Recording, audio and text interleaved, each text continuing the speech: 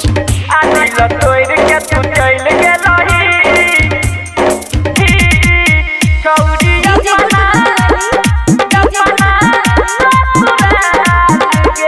presented by माँ Ambe recording studio.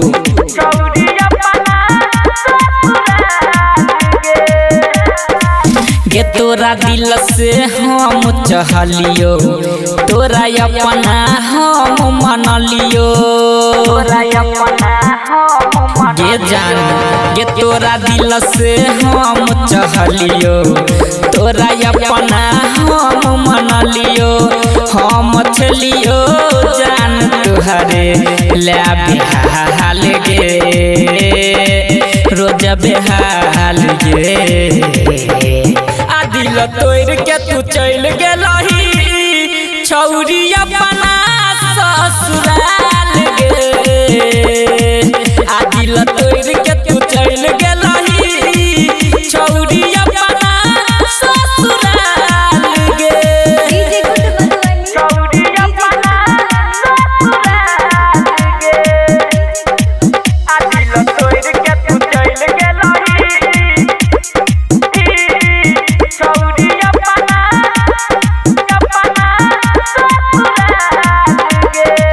तोरा बिना के केना जियबौ सनम गे, प्यार में धोखा द के देलही तू घम गे। तोरा बिना अब कोना जियबौ सनम गे, प्यार में धोखा द के देलही तू घम गे।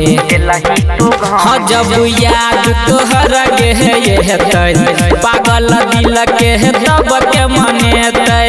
कनिको के लही नहीं तू हाँ मर खयाल गे, जान खयाल गे। दिल तोड़ के तू चल गेलही छौरी अपना ससुराल गे। दिल तोड़ के तू चल गेलही जानू अपना ससुराल गे। छौरी अपना ससुराल गे। दिल तोड़ के तू चल गेलही छौरी अपना ससुराल गे। कमी की छेलौ हमारा नहीं बतेला, अजय अकेला के छोड़ी के गेला। कमी की छेलौ हमारा नहीं बतेला, अजय अकेला के छोड़ी के गेला। गे अब प्रभु जी को ना के जीतै, आ तोरा याद में दारू पीतै।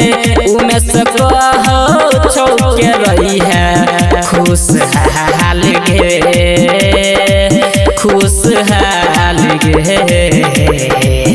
दिल तोड़ के चल गेलही छौरी अपना ससुराल गे।